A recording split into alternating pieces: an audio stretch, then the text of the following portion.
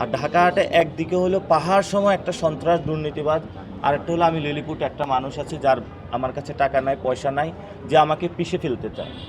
এটা জালেম মুসলিমের লড়াই নাই না। ভোটার তো একটা উৎসব, গণতন্ত্র। আমরা ভোটার এঙ্গেজমেন্ট করতে চেয়েছি। আমি তো মার্কেটিংয়ের স্টুডেন্ট, পলিটিক্যাল মার্কেটিংটা আমার সামথিং নলেজ আছে। আর আপনি বললেন যে নতুন রাজনীতিবিদ। আমি 2010 সাল থেকে পলিটিক্স করি। আপনি যদি হিস্ট্রি ঘেটে দেখেন, বাংলাদেশের অনেক গণ অভ্যুত্থান থেকে শুরু করে বিভিন্ন জায়গায় আমি গুরুত্বপূর্ণ ভূমিকা পালন করেছি। আর মানুষের মধ্যে এটা আগ্রহ সৃষ্টি হয়েছে। আমাদের জায়গাটা হলো অন্য কোনো জায়গায় কিন্তু এত বড় সন্ত্রাস নাই, এত বড় চাঁদাবাজ নাই, এত বড় দুর্নীতিবাজ নাই। ঢাকা আট ছাড়া কোথাও অন্য জায়গায় নাই।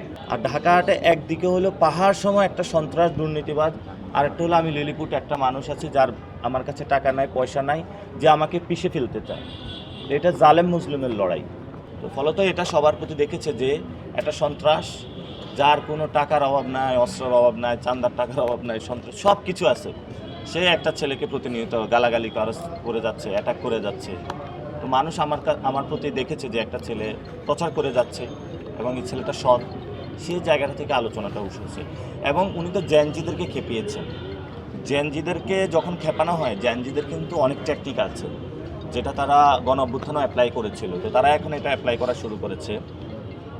আর বিশেষত উনি মহিলাদের বোরকা নিয়ে কমেন্ট করা, এগুলাতে অনেক বিদ্রুপমূলক কথা রেখেছেন, যেটা এখন সাংবাদিকদের বিরুদ্ধে স্পাইগিরি করতেছে।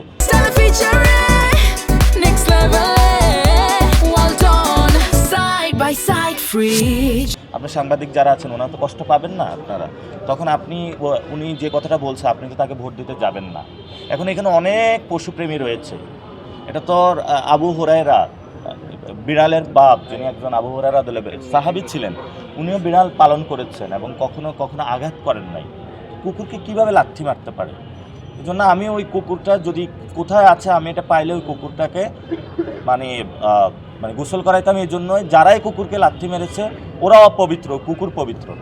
আমি বলতে চাচ্ছিলাম যে যেই রকম একটা ফানি টাইপের একটা তৈরি হয়েছে, আমি একটা ফান হিউমার এঙ্গেজমেন্ট করতে চেয়েছি, কারণ এখন তো নতুন প্রজন্মের ভোটার, তাদের কাছে পলিটিক্যাল ক্যাম্পেইনটা একটু ডিফারেন্ট হয়তো করতে হয়।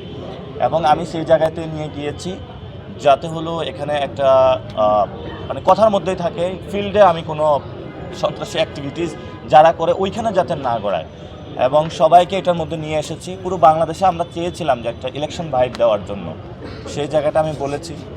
আর আমাদেরকেও বাচ্চা নাতি অনেক বলে ট্রিট করেছে, যেটা অনেকে ফান পেয়েছে। উনি কি সরাসরি কোনো হুমকি আপনাকে এখন পর্যন্ত দিয়েছেন আপনি, কিংবা পেয়েছেন আপনি? মারলই তো আমাদের, মানে প্রার্থীর পক্ষ থেকে কি আপনি সরাসরি কোনো থ্রেট পেয়েছেন কিনা এখন পর্যন্ত আপনার অপোনেন্ট? ওই যে বলে যে বাসায় আসো বিরিয়ানি খাওয়াবো, ওইটা বলে যদি গুম করে ফেলে বুঝেন না, মানে ওনাদের তো সিস্টেম অনেকগুলা।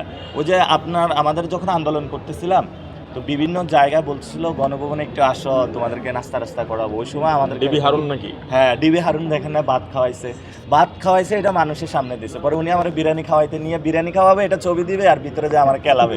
আমার ওই কেলানি খাওয়ার তো দরকার নাই, গুম করে ফেলে আমার টের পাওয়া যাবে না। যে এরশাদ শিকদার নাকি কারো গুম করে হলো মাগুর মাছকে খাওয়াইতো, এখন ওনার ওইখানে আল্লাহ জানে কোন মাছ আছে, পরে খাওয়াই ফেলা। আমার দরকার নাই তো এরকম রিস্কে পড়ার আমার।